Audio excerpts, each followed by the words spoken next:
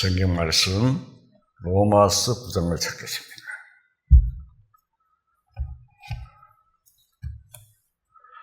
로마서 9장 17절. 로마서 9장 17절입니다. 자, 읽겠습니다. 성경이 바로에게 이르시되 내가 이 일을 위하여 너를 세웠으니 곧 너로 말미암아 내 능력을 보이고 내 이름이 온 땅에 전파되게 하려 함이라 하시더니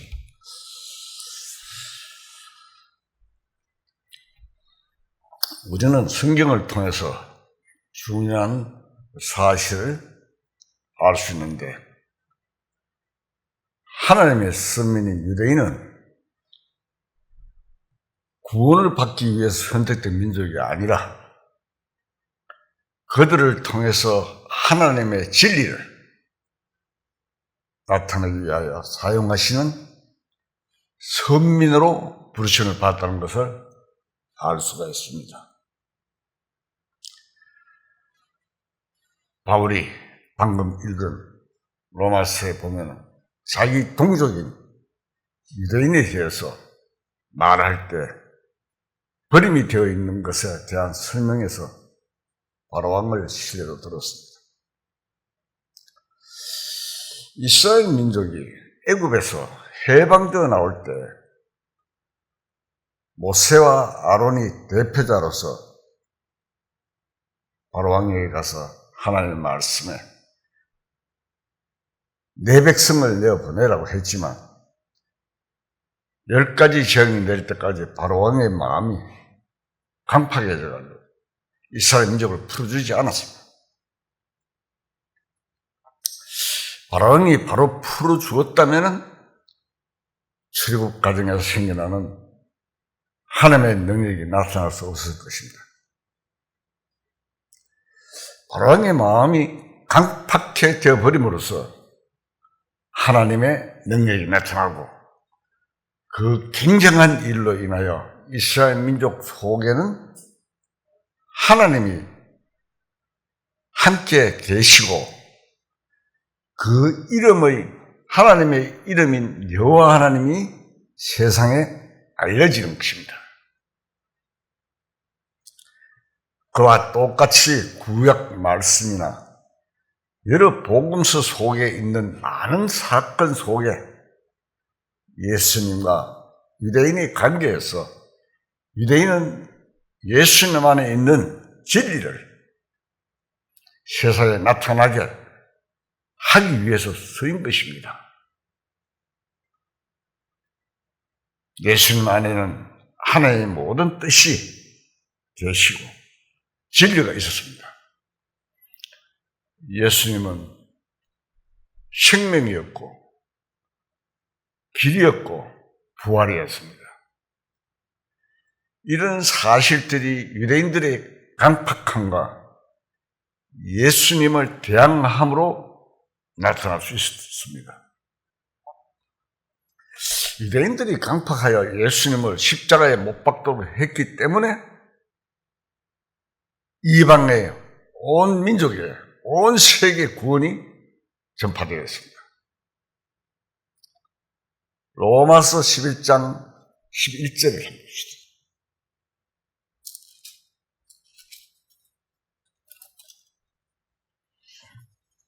로마서 11장 11절.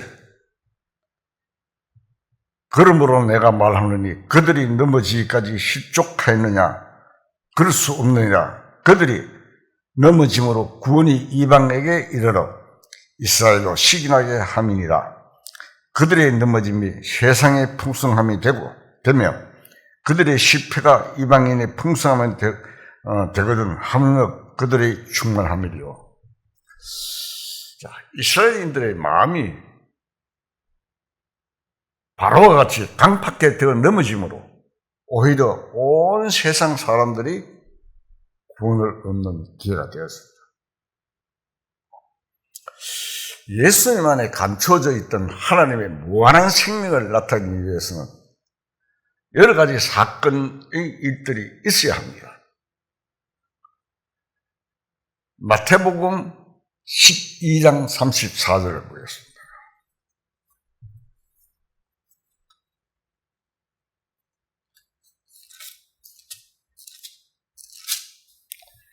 마태복음 12장 34절. 독사의 자식들아, 너희는 악하니 어떻게 선한 말을 할 수 있느냐? 이는 마음에 가득한 것을 입으로 말합니다. 선한 사람은 그 쌓은 선에서 선한 것을 내고, 악한 사람은 그 쌓은 악에서 악한 것을 내느냐. 예수님께서 말씀하셨습니다. 유대인들을 향해서. 사람의 속에는 죄가 도사리고 있습니다. 아담 이후로. 그것이 평소에 아무 일이 없습니다. 없을 때는 조용합니다.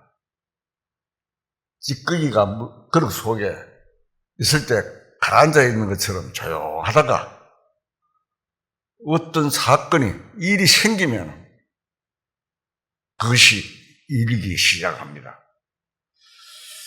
종종 사람들이 다음 같은 말을 합니다. 사람들의 말을 들어보면 가만히 있는 사람을 왜 건드려가지고 속을 뒤집어놔 하면서 화를 나서 큰 소리 칩니다. 그런 일이 있죠. 그것은 가만히 있을 때 그 찌꺼기가, 마음속에 있는 찌꺼기가 가라앉아 있음을 스스로 잘 말해주는 것입니다. 마음에는 본래 가닥지 쌓여 있는 것이 있습니다. 그것이 죄입니다. 그러나 그것이 기회가 있을 때, 사건이 생길 때 즉 상대되는 사람에 의해서 나타납니다. 조용히 하는 사람도 가만히 있다가 옆에 와서 툭 쳐보세요. 외쳐. 또 툭 치면 이 새끼 하고 욕 나옵니다. 안 그렇습니까? 그게 인간의 본성입니다. 본성. 그러나 예수님은 속에 악이 쌓여있지 않았습니다. 선이 쌓였습니다. 본래부터 신으로 탄생하셨기 때문에 성령으로. 곧 그 선은 하나님의 뜻이었고 하나님의 뜻은 진리입니다. 예수님 안에 있는 하나님의 진리는 하나님의 말씀입니다. 그렇기 때문에 말씀이 육신이 되어 이 세상에 오신 것입니다. 바로 예수님이십니다. 그런데 그 진리가 이 세상에 나타나기 위해서는 누군가가 일을 해서 그것이 나타나도록 해야 됩니다. 거기에는 여러 종류의 사람들이 등장되었습니다. 시장에 보면은 불쌍하고 가난한 사람, 죄인, 병자, 죽은 자, 나사로 같은 사람은 예수님은 사흘 만에 부활하시지만 나사로는 나흘 만에 살아났습니다. 귀신 들린 자, 여러 가지의 종류의 사람이 등장되고 있습니다.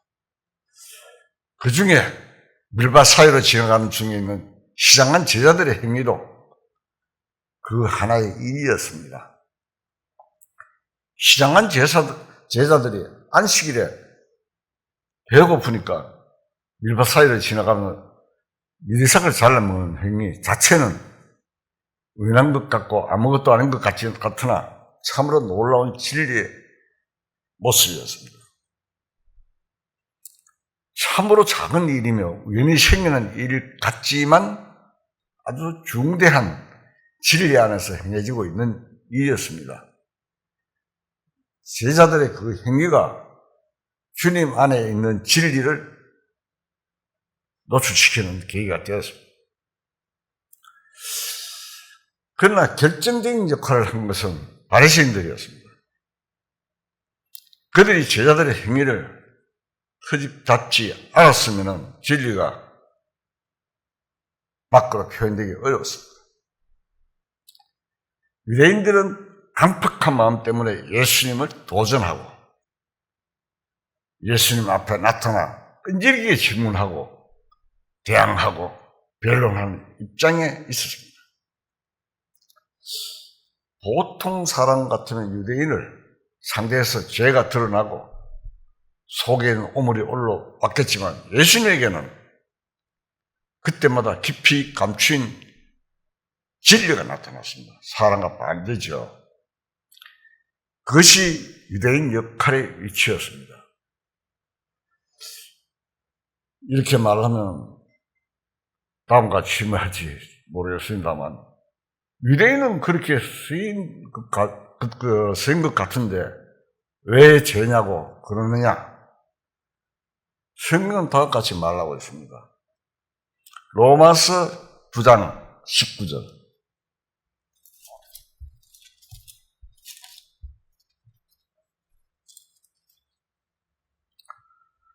로마서 9장 19절. 읽겠습니다. 혹 내가 내게 말하기를 그러면 하나님이 어찌하여 흠을 하시느냐? 누가 그 뜻을 대적하느냐 하리니 이 사람아 네가 누구기에 감히 하나님께 반문하느냐? 시험을 받은 물건이 지은 자에게 어찌 나를 이렇게 만들었냐 말하겠느냐? 토기장이가 진흙 한 덩어리로 하나는 귀 석거를 하나는 천의 석거를 만들 권한이 없느냐?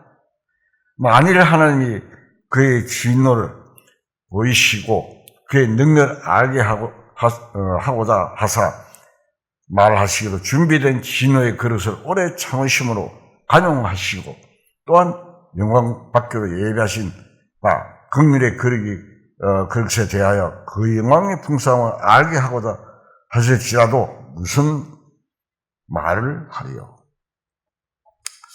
자, 여기 보면은 하나님이 질극자입니다.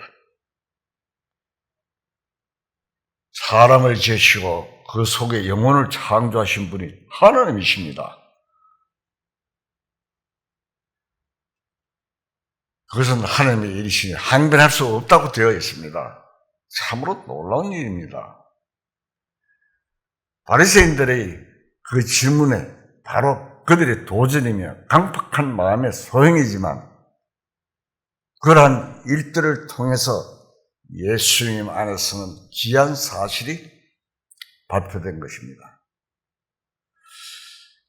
그러면 이제 예수님의 대답 속에 나타난 그 안에서의 진리를 한번 생각해 봅시다. 예수님께서는 두 가지 구약의 신뢰로 대답하셨습니다. 그 하나는 다윗의 행위이며 다른 하나는 제사장들의 행위입니다. 구약시대 다윗이 사울을 피해서 숨어 다닐 때 다른 많은 자들이 있었는데 참으로 그 당시 다윗과 그의 추종자들은 고생이 많았습니다. 성경 읽어보면 굉장히 고통을 많이 받았죠. 그들은 사울이 다윗을 찾아 죽이려 함으로 다윗과 그를 따르는 자들은 생의 터전을 잃고 이리저리 피해 다니는 동안에 무엇것을 먹지 못하고 편히 잠도 잘 수 없었습니다. 언제 되돌아갈지 모르니까. 그러나 하나님의 뜻은 어디에 계셨는가? 그 말입니다. 그 당시에 왕이었던 사울은 벌써 어린 목동 시절에 하나님의 사자 사무엘에 의해서 다윗은 왕으로 기름 부음이 되었습니다. 사울이 번받았죠. 사울이 하나님이 진멸하라 했는데 좋은 살찐 양들을 살려놓고 또 갈멜살에 자기를 위해서 비석 세우고 하나님의 뜻을 배반했죠. 그래서 사울이 하나님을 먼저 버리기 때문에 하나님이 사울을 버려버렸습니다. 그 다음에 사무엘을 통해서 다윗에게 왕으로서의 기름을 부은 것입니다. 그러고 나서 하나님이 다윗과 함께 하심이 전쟁터에서 나타났습니다. 여러분들이 역사를 잘 아시면 블레셋의 힘이 아니라 다윗의 힘이 아니라 하나님을 의지하는 믿음에서 나타났습니다. 하나님이 함께 하심이 나타났습니다. 거기 보면은 사무엘 상 읽어보면 쭉 내용이 납니다. 군중에 의해서 그 전쟁을 하고 돌아올 때 여인들이 노래를 부르고 춤을 추면서 사울은 천천히요, 다윗은 만만이라. 상대방을 죽인 사람이 사울은 천천히요, 그리고 다윗은 만만이라 한행의 외침이 있었고, 사울은 자신의 왕녀가 위헌함을 의식하고 다윗을 죽이기로 결심했습니다. 그때부터. 그러나 다윗이 왕이 되기까지는 많은 훈련이 필요했고 연단이 필요했습니다. 우리나라에도 왕손이 되면은 그냥 왕으로 앉히지 않지요. 계속 아침부터 시작해 저희 늦게까지 훈련을 받습니다. 공부도 하고 역사도 가르치고 모든 것을 훈련 받습니다. 그리고 많은 또 연단이 필요합니다. 다윗도 왕이 되기까지 많은 훈련이 필요했고 연단이 필요했습니다. 왕이 되려면 자질을 갖춰야 되니까.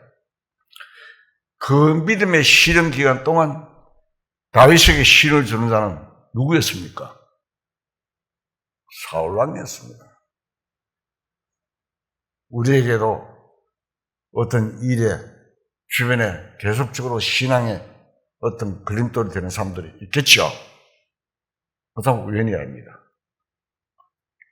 훈련을 받는 연단의 한계입니다.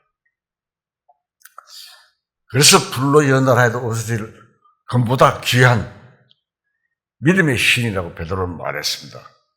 베드로전서 1장 7절 한번 봅시다.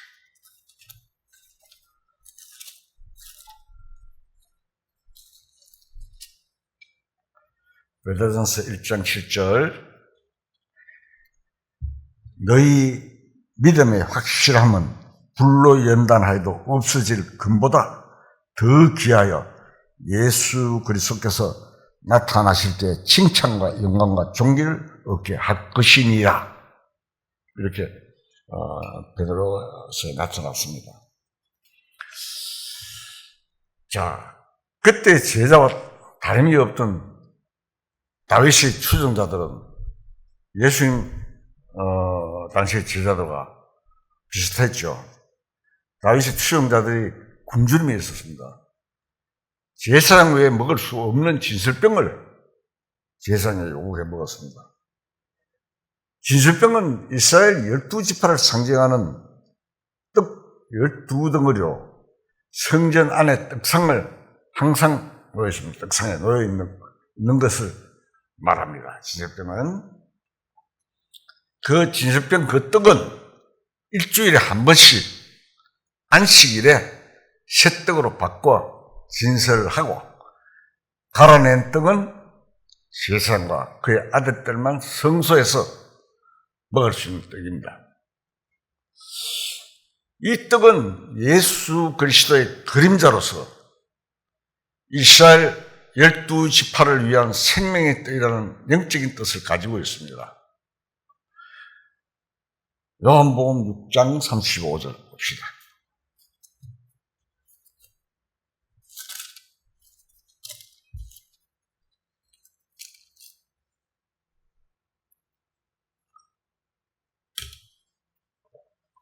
요한복음 6장 35절. 예수께서 이르시되 나는 생명의 떡이니 내게 오는 자는 결코 줄이지 아니할 터요 나를 믿는 자는 영원히 목마르지 아니하리라. 여기 보면 예수님이 나는 생명의 떡이라고 그랬죠. 생명의 떡이라고 말씀하셨습니다. 그런데 그 떡을 제사장도 아닌 자들이 먹었습니다. 그때 그 떡을 내어준 사람이 아비멜렉, 제사장 아비멜렉입니다. 그 떡을 먹도록 내어주었습니다. 레위기 24장에 보면은 제사장과 그의 아들들만 먹도록 되어 있는 떡입니다. 원래. 그런데 그 떡을 다윗과 그 추종자들이 먹었습니다. 그 자체는 하나님의 명령을 위반되는 일 같으나 예수님의 말씀에 의하면 그것은 하나님의 뜻에 위배되지 않는다는 것을 의미합니다. 구약에 그걸 인용을 하셨잖아요, 예수님께서. 예수님은 그 사무엘 상에 보면 나오죠. 제사를 원하지 않고 자비를 원하고, 예수는 내가 자비를 원하고 제사를 원치 않으라 하신 뜻을 너희가 알았다면 무죄한 자를 죄를 정치 아니하시리라 하셨습니다. 제사의 의식은 명령하는 것은 어떤 것의 그림자며 영적인 뜻이 있는 것입니다. 마태복음 12장 7절에 보면 기록되어 있죠. 긴급을 요할 때는, 실질적으로 자비의 손길이 펼쳐져야 할 때에는 법을 위한 제사보다 자비를 베푸는 것이 더욱 중요한 일입니다. 하나님께서 사울보다 다윗을 인정하시기 때문에 사울에게 쫓기는 다윗과 운명을 함께하는 자들이 시장에서 공경에 처해 있을 때 제사의 제도에 위배된다고 해서 시행한 대로 있게 하실 수가 없었습니다. 하나님 뜻이 함께 하시는 다윗과 그의 수종자들에게 자비를 베푸신 것과 같이 예수님과 함께하는 자들에게도 안식이라고 해서 그들이 시장할 때 그 법 때문에 시장한 대로 내버려둘 수가 없었습니다. 제자들은 하나님이시며 하나님의 뜻이 함께 하시는 주님과 함께 있었습니다. 제자들이 시장에서 고통스러운 가운데서 안식일을 지켜도 그것은 진정한 안식이 될 수가 없습니다. 안식이 뭡니까? 안식이 쉬는 거잖아요. 그들이 예수님과 함께 있는 것이 안식입니다. 그러므로 이제는 율법으로서 제정된 제사의 시대는 지났습니다. 예수님이 생명의 떡이시니 예수님과 함께 있는 것으로서 하나님께 진설된 떡은 완전히 바쳐졌습니다. 성막 안에 진설되어 있는 떡은 예수님 자신이며 이제는 모든 사람에게 허락된 것입니다. 또한 예수님의 제자들은 예수님과 함께하고 있었으므로 제사장의 가족들입니다. 그들이 주님 안에서 먹는 것이 이제 자유입니다.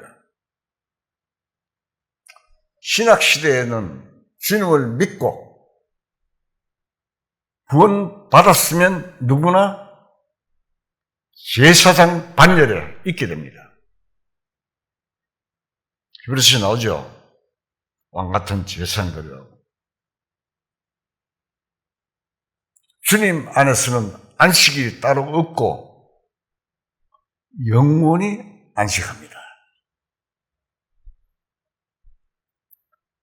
먹지 못함으로 안식일에 배고픈 고통을 참는 것이 아니고 이삭을 비벼서 먹어도 죄가 되지 않습니다. 그래서 그 안식일에 밀 꺾어 먹으면 그것도 주님의 진리가 세상 밖으로 나타내는 중요한 사건이 되는 것입니다. 마태복음 12장 5절 한번 봅시다.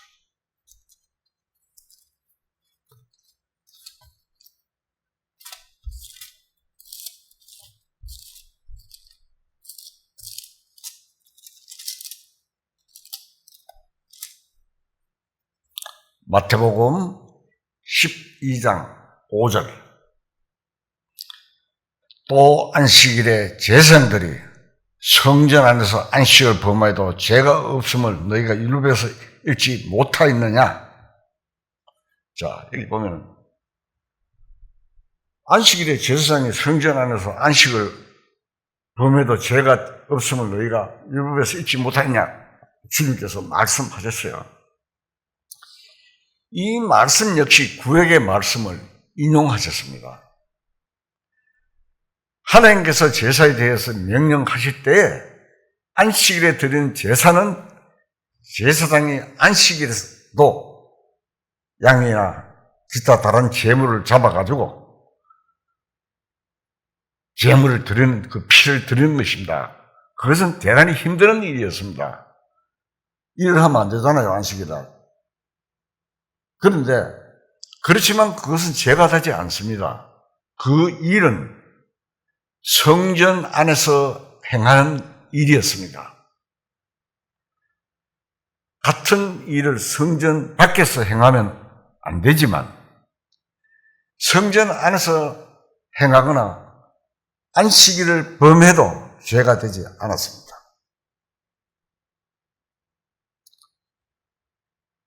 예수님께서는 그 말씀을 하시면서 그 다음에 6절 한번 봅시다. 12장 6절.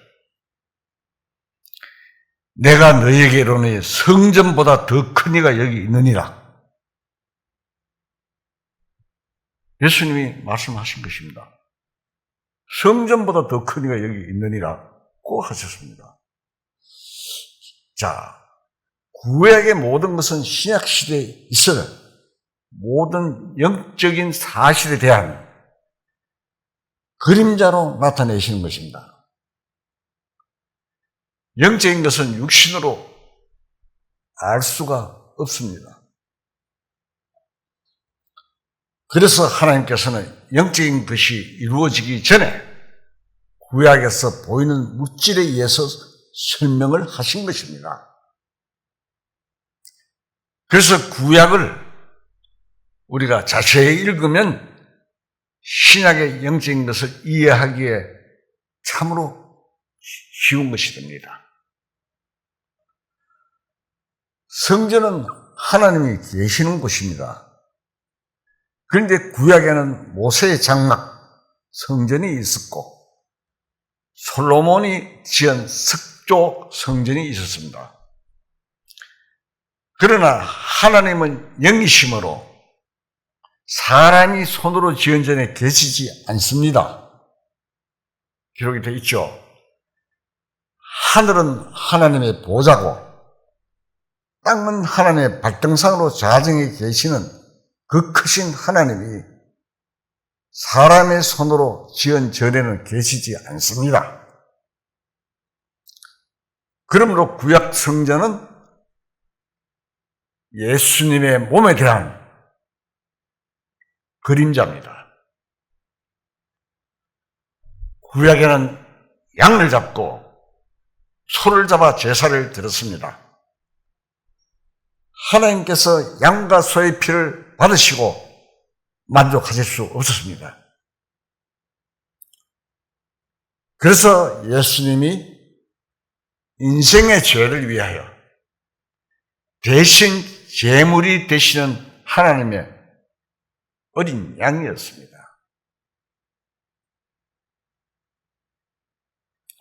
하나님 앞에 아론 계통의 제사장이 있었으나 하나님이 인간에 의해서 제사를 받으실 수 없습니다. 예수님이 참 제사장이신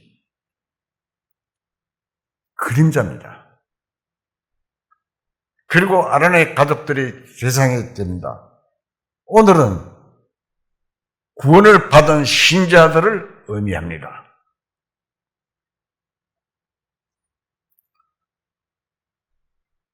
요한복음에 보면은 예수님께서 예루살렘으로 가셔서 성전 안에 사고 팔고 하는 것을 뒤엎고 다 정리하셨을 때 또 유대인들의 도전을 받으셨습니다. 그때 주님은 그 유대인들이 뭐라고 했습니까? 이 성전을 헐라 내가 3일 동안에 일으키리라 하셨는데 이는 성전된 자기 육체를 가리켜 말씀함이라고 했습니다. 유대인들이 예수 그리스도의 십자가에 못 박혀 죽었지만 예수님께서는 3일 만에 부활하심으로써 교회가 형성되었습니다. 물론 부활하시고 40일 동안 계시다가 성천하셔서 열흘 만에 성령을 주셔서 교회가 시작되었습니다. 그래서 이제까지 우리에게까지 은혜 시대가 오는 겁니다. 이방 시대가. 그래서 예수님의 육체는 성전입니다. 다시 말하면 예수님의 육신은 하나님의 모든 신성이 깃들이고 계시는 곳입니다. 골로새서 2장 9절을 봅시다. 그 안에는 신성의 모든 충만이 육체로 거하시고, 자, 여기 보면은 그 안에, 예수님 안에는 신성의 모든 충만이 육체에 거하시고, 그 다음에 골로새 1장 15절을 봅시다. 앞으로 한 장 제껴가지고, 그는 보이지 않는 하나님의 형상이시요 모든 피조물보다 먼저 나신 이시니, 이렇게 기록을 했습니다. 인간들이 영이신 하나님을 알 수 없기 때문에 하나님께서 인간의 육체로서 이 세상에 오신 것입니다. 그래서 하나님을 멀리 떠나 있는 죄인들이 하나님을 찾아야 살 터인데, 육체로 오시는 하나님이 계시지 않으시면 인생이 하나님을 알 수가 없습니다. 그래서 바로부터 시가 여러 통로를 통해서 하나님이 자신을 인생들에 나타내십니다. 결정적으로 예수님이 오신 것은, 육체로 오신 것은 하나님을 알 수 있게 해놓은 것입니다. 그러므로 예수님의 몸은 하나님의 전입니다. 참된 하나님의 성전입니다. 결국 육체로 오신 하나님의 성전이신 주님과 함께 있는 자는 어떻게 됩니까? 성전 안에 있는 자입니다. 성전 안에. 하나님의 성전 안에서의 제물을 제사를 통해서 받으신 것은 그림자입니다. 예수님은 성전이시고 대제사장이시고 어린 양으로서의 제물이 되십니다. 히브리서 9장 12절을 봅시다.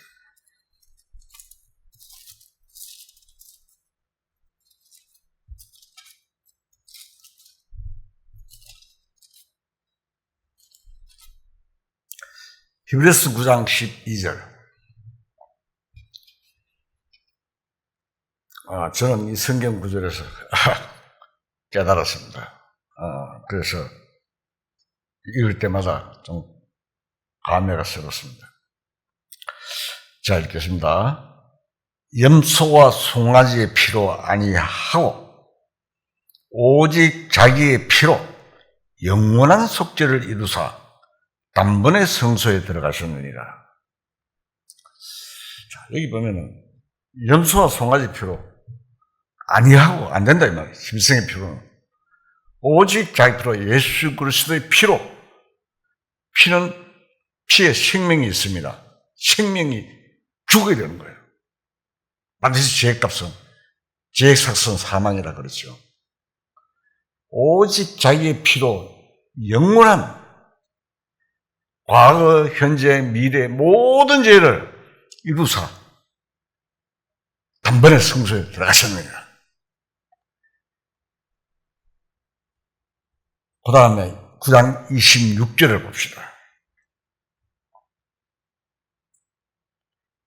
그리하면 그가 세상을 창조한 때부터 자주 고난을 받았어야 할 것이로되 이제 자기를 단번에 제물로 드려 죄를 없이 하시려고 세상 끝에 나타나셨느니라. 감사하지요.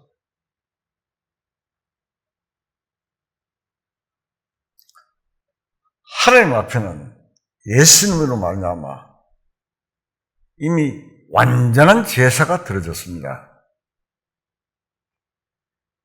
해마다 양과 염소를 잡아서 바치는 그런 제사는 이제 끝났습니다. 그러므로 제자들이 예수님과 함께 있는 것은 성전 안에서 제사하는 것입니다. 성전 안에서 제사장이 소 잡고 양 잡고 수고를 안식일에 해도 안식일을 범하는 죄가 되지 않습니다. 예수님과 함께 있는 자는 성전 안에 있는 자이며 안식일을 범하는 죄는 없습니다. 그때 죄를 범하면 죽죠. 그래서 양과 소를 잡아가지고 피를 드려야 되는 겁니다.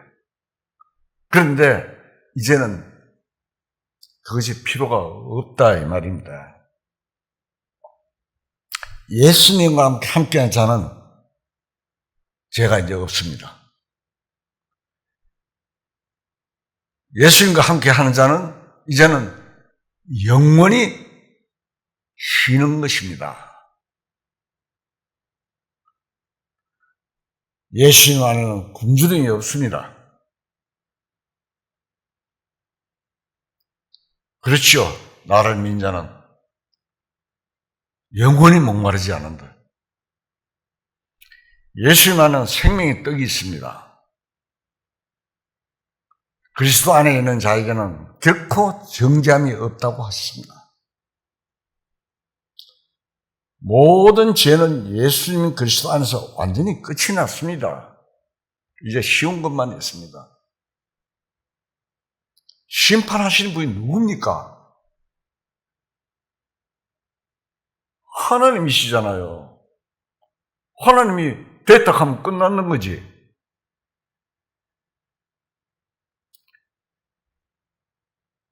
마태복음 11장 28절 찾겠습니다.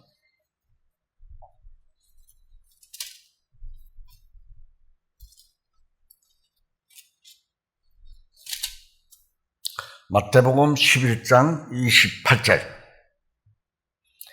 자, 읽겠습니다. 수고하고 무거운 짐진 자들아, 다 내게로 오라. 내가 너희를 쉬게 하리라. 나는 마음이 온유하고 겸손하니 나의 명령을 배우고 내게 배우라. 그러면 너희 마음이 쉼을 얻으리니 이는 내 명령은 쉽고 내 집은 가정이라 하시니라. 이 말씀은 주님은 마음이 온유하시고 겸손하셔서 인생의 무거운 짐을 대신 지신 주님이십니다. 그러므로 인생들이 주님 안에 있으면 이제 져야 할 짐이 없습니다. 끝났잖아요. 제자들이 주님 안에서 안식일 지킬 필요가 없고 이미 쉬는 것입니다. 주님 안에는 지키는 것이 아니라 뭡니까? 누리는 것입니다. 이제는 안식일을 지키도록 율법에 명령된 것은 율법 아래 있는 죄인들에게 그 죄를 깨닫게 하려고 하나님의 뜻입니다. 그 하나님 깨닫게 하려는 것이 하나님의 뜻이라 이 말입니다. 로마서 3장 19절.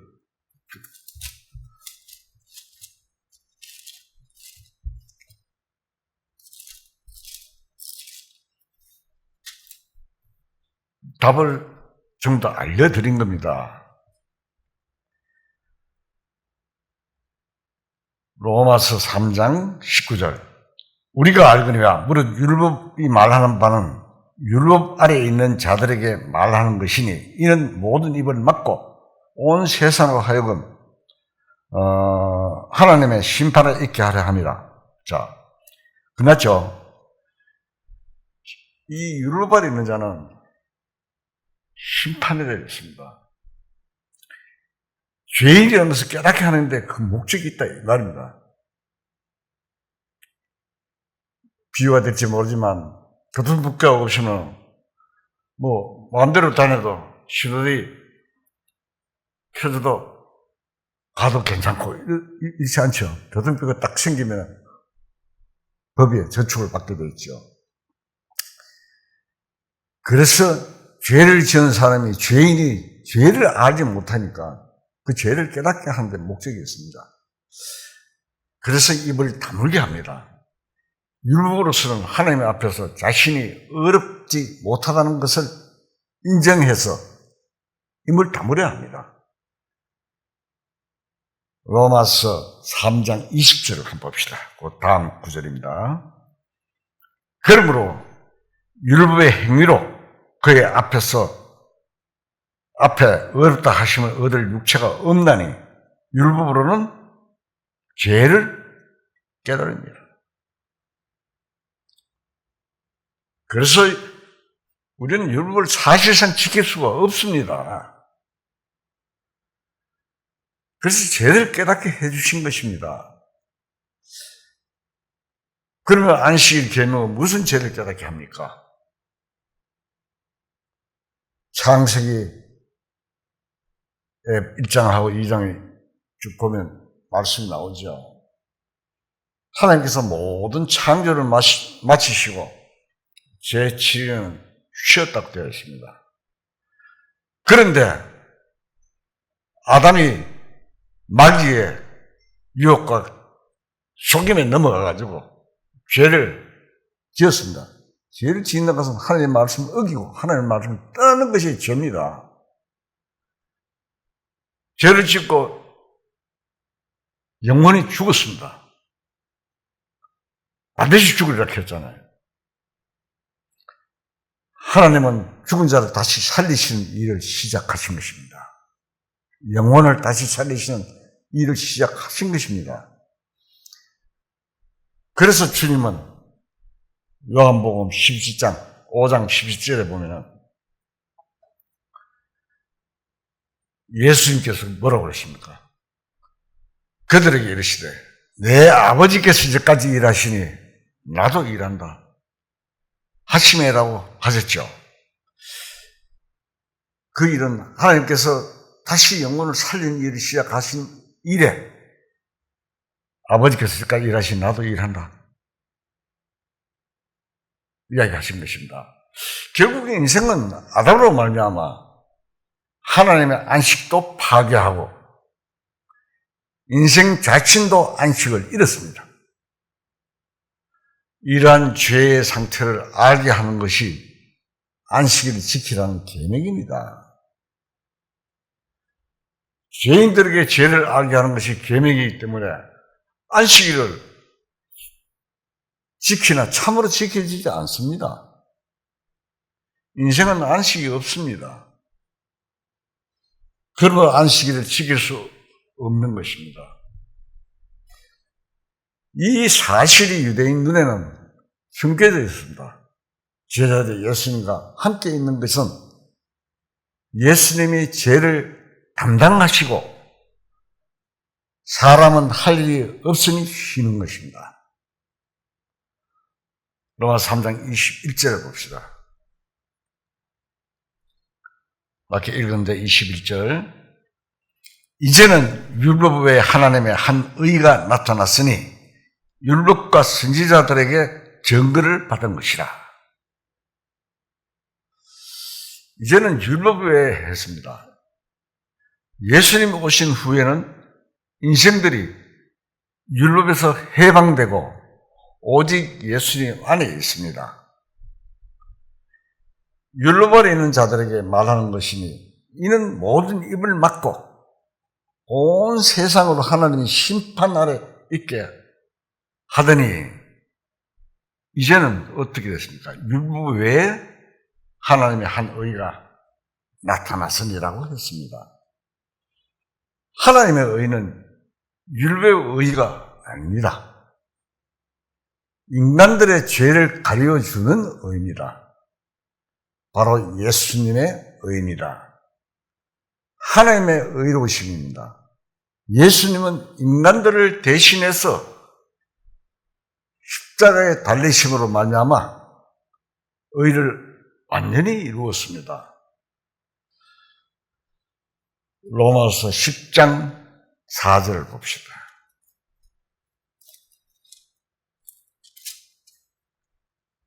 로마서 10장 4절.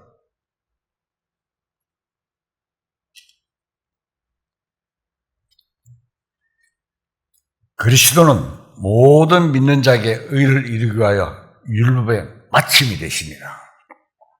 자, 예수 그리스도는 모든 믿는 자에게 의를 이루기 위하여 율법의 마침이 되시니라 했습니다. 예수님이 십자가에 죽으심으로 인간들이 이룰 수 없는 율법을, 우리는 율법을 못 지키죠. 율법을 완전히 이루어서 끝내신 것입니다. 율법이 그대로 있으면 어렵다 하시면 받을 수가 없습니다. 예수님은 하나님의 의이십니다. 율법 외에 하나님의 한 의가 나타나서 죄를 가리우고 어렵다고 해주십니다. 그러니 이제는 안식일을 지키려고 할 필요가 없고 주님 안에서 안식하는 것입니다. 주님 안에는 성전 안에 아닙니다. 예수님은 성전대 몸을 가리켰다 했잖아요. 우리는 주님을 통해서 우리는 교회가 성전입니다. 주님을 믿고 구원받은 자는 제사장입니다. 제사장은 바로 대제사장에게 속해 있는 제사장입니다. 그래서 성전 안에서는 안식일을 범하는 죄가 없습니다. 주님과 함께 있는 자는 죄가 없고 쉬는 자입니다. 아담 때 잃어버린 안식을 다시 찾은 것입니다. 참으로 이것은 얼마나 놀라운 사실입니까? 주님이 다 해주시잖아요. 그러나 유대인들에게는 눈에는 이 사실이 숨겨져 있습니다. 가려워져 있다 이 말입니다. 아담 안에서 잃어버린 안식을 다시 찾아주시려고 오신 주님을 그들은 알아보지 못했습니다. 그들의 눈에는 숨겨 있고 가려워져 있습니다. 주님은 예루살렘을 향해서 눈물을 흘리시면서 말씀하신 일이 있습니다. 누가복음 19장 42절을 한번 봅시다.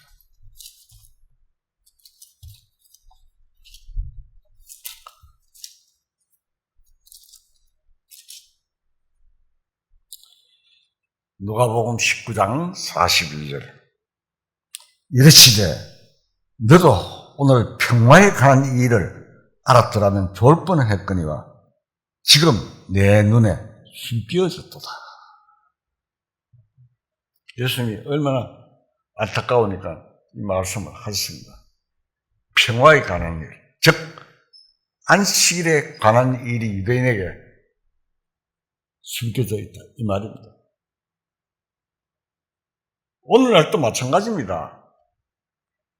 이 세상에는 크나큰 환란이 지금 타고 오고 있습니다. 딱 때가 되면 환란이 됩니다. 인생에게는 무서운 심판이 다가오고 있습니다. 그리스도 안에는 인생들이 쉴 수 있는 곳이 마련되어 있지만 사람들의 눈에는 숨겨져 있습니다. 오늘 입으로 주님을 부르고 주여 주여 하고 라는 말을 계속 부르짖기만 하는 자들도 많으나 참 안식의 길이 가려져 있습니다.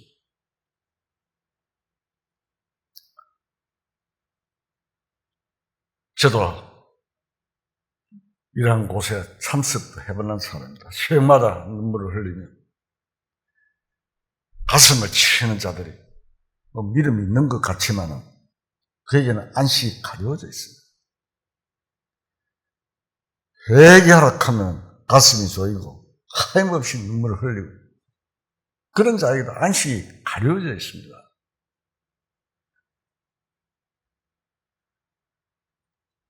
마태복음 7장 21절을 한번 봅시다.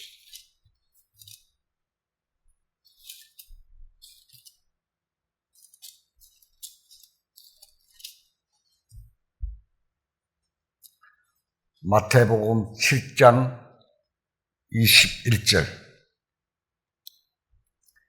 나더러 주여 주여 하는 자마다 다 천국에 들어갈 것이 아니요 다만 하늘에 계신 내 아버지의 뜻대로 행하는 자라야 들어가리라. 그날에 많은 사람이 나더러 이르되 주여 주여 우리가 주의 이름으로 선지자 노릇하며 주의 이름으로 귀신을 쫓아내며 주의 이름으로 많은 권능을 행하지 아니하였나이까 하리니 그때 내가 그들에게 밝히 말하되 내가 너를 도무지 알지 못하게 불법을 행한 자들아 내게서 떠나가라. 자, 이 마지막 때 이런 사실들이 일어나기 때문에 앞으로 일어날 일들을 말씀하신 것입니다. 주의 이름으로 순자를 타고 귀신도 쫓아내고 병 고치는 안수도 하고 방언도 하고 그래도 그런 자들 눈에도 안식 눈에 가려져 있다 이 말입니다. 누구나잖아요. 순진한 노릇한 건 성경 가르치는 사람들입니다.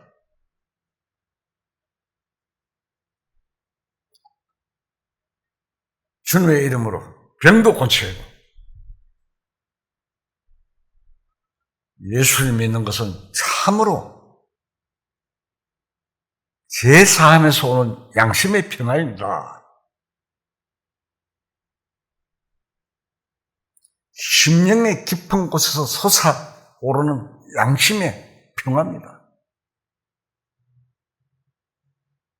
모든 것이 다 있어도 양심의 평안이 없는 자는 참 평안의 길이 막혀있고 숨겨 있습니다. 내 마음속에 있는 평안함 이 세상에서 못 얻고 어둠이 닥쳐도 없지 않냐. 귀하다 이 평안함. 주 항상 계시네 내 마음속에 찬송이 있잖아요. 경험자들이 가사를 지은 것입니다. 예수님을 눈앞에 두고 참 안식을 얻지 못하는 유대인들이나 오늘의 주여 주여 하는 교인들하고 똑같은 것입니다. 예수님은 하늘로부터 오신 비밀입니다. 하나의 인간으로 육신을 가지고 이 세상에 오셔서 보통 사람들이 사는 것처럼 사셔서는 주님 안에는 놀라운 비밀이 숨겨 계십니다. 골로새서 1장 26절을 보겠습니다. 이 비밀은 만세와 만대로부터 감추어졌던 것인데 이제는 그의 성도들에게 나타났고 하나님이 그들로 하여금 이 비밀의 영광이 이방인 가운데 얼마나 풍성한지 알게 하려 하십니다. 이 비밀은 너희 안에 계신 그리스도시니 곧 영광의 소망이시니라. 이 바리새인들은 지하 옆에 계신 그 비밀인 그리스도를 알지 못하고 메시아를 그렇게 기다리면서도 배척하고 놓치고 말았습니다. 오늘 또 많은 신자들이 열심히 이 비밀을 찾고는 있으나 이 뜻을 이루지 못하고 실패하는 것은 참으로 안타까운 일입니다. 주님은 성전보다 더 크다고 하셨고 안식일의 주인이라고 하셨습니다. 성전은 하나님이 계시는 전입니다. 주님의 몸은 하나님의 성전이시며 하나님 자신이 또한 주님이십니다. 그러므로 주님과 함께 있는 함은 곧 하나님 안에 있는 것입니다. 하나님 안에 있는 자는 정죄가 없고 수고가 없으며 쉬는 것입니다. 주님은 안식일의 주인이십니다. 주님으로 말미암아 참으로 안식합니다. 에덴에서 잃어버린 안식을 주님이 이어서 찾았습니다. 다 이뤘다 하시면 모든 일은 끝이 나고 이제는 쉬게 되기 때문입니다. 영원히 참된 안식이 주님에 의해서 성취되는 것입니다. 이 세상의 모든 인생은 안식을 잃었습니다. 그래서 수고하고 무거운 짐을 지고 괴로워하며 탄식하는 것입니다. 슬퍼하고 또 분한 일입니다. 그러나 주님에 의해서 모든 것이 쉴 수 있습니다. 이제는 그리스도 안에 모든 일이 끝났으니 애쓸 필요가 없이 쉴 수 있습니다. 그렇기 때문에 주님은 안식일의 주인이라고 하셨습니다.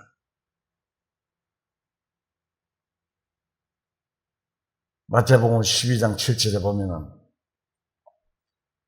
너희가 알았더라면 무지한 자를 정죄하지 아니하리라 하셨습니다. 제자들은 너무도 작고 시시한 일을 했기 때문에 무지한 것이 아니고 성전보다 크시고 안식일의 주인이신 주님과 함께 있기 때문에 죄가 없었습니다. 그리스도 안에는 안식일 범하는 죄가 없습니다. 안식일뿐 아니라 모든 죄가 인정되지 않습니다. 완전히 끝이 났습니다.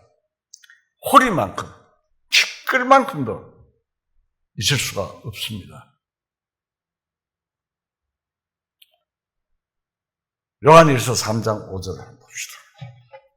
그가 우리 죄를 없애려고 나타나는 것을 너희가 아나니 그에게는 죄가 없느니라. 그가 누굽니까? 예수님입니다. 예수님이 우리 죄를 없애려고 나타나신 것을 너희가 아나니 예수님에게는 죄가 없느니라. 죄가 없다 이 말입니다. 죄인이 죄인을 대신해서 죽을 수가 없습니다. 죄가 없으신 예수님께서 우리를 위해서 모든 죄짐을 지고 십자가에 달리신 것입니다. 예수님은 우리 죄를 없애주려고 이 세상에 오셨습니다. 자기 죄 때문이 아닙니다. 주님은 죄가 없습니다. 눈과 같이 양털같이 깨끗하십니다. 하나님 보시는 판단은 인간들이 보는 판단과 다릅니다. 바리새인들의 안목에는 제자들이 안식일 범하는 죄를 지었으나 하나님이신 주님이 보시기에는 죄가 없었습니다. 예수님 안에서는 인생들의 죄가 보이지 않고 없어졌습니다. 얼마나 기쁜 소식입니까? 인간들은 예수님 피를 통해서 이러한 사실들을 볼 힘이 있습니다. 참으로 놀라운 일입니다. 이 사실을 믿는 것이 믿음입니다. 영생을 얻는 것입니다. 그 사실을 믿을 때 하나님의 보시는 것과 같이 자신을 볼 수 있습니다. 그리고 남을 볼 수가 있습니다. 마태복음 12장 7절에 보면 자비를 원하고 제사를 원하지 않으라 하신 뜻을 너희가 알았더라면 말씀하셨잖아요. 하나님은 자비와 사랑의 하나님이십니다. 하나님은 형식적인 제사를 원치 않으십니다. 그것은 하나의 그림자로서 이스라엘인들에게 나타내신 것에 불과합니다. 하나님의 사랑에 의해서 예수님이 이 세상에 오셔서 우리의 죄를, 내 죄를 담당하셨다 이 말입니다. 각자 내 죄를 하나님은 사랑으로서 우리의 죄를 아들 안에서 용서하신 하나님이십니다. 언제까지나 법에 의해서 정죄하시는 하나님은 아니십니다. 그러나 오늘날 수많은 사람들이 법으로 율법으로 하나님을 믿고 있으니 정죄될 수밖에 없습니다. 그리스도에 나타난 하나님의 사랑에는 모든 죄가 해결되어 있습니다. 요한일서 4장 9절 봅시다.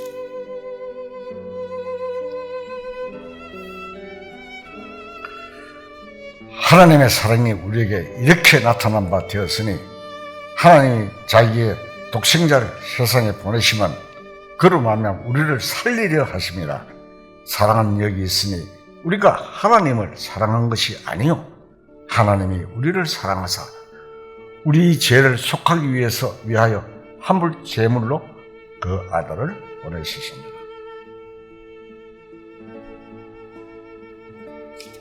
복음입니다. 이것이 얼마나 감사합니까? 다 같이 기도하시겠습니다.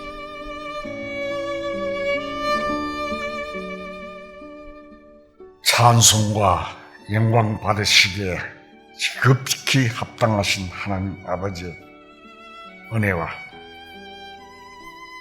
하나님의 도우심으로 크신 하나님의 뜻을 알게 해주심 감사합니다.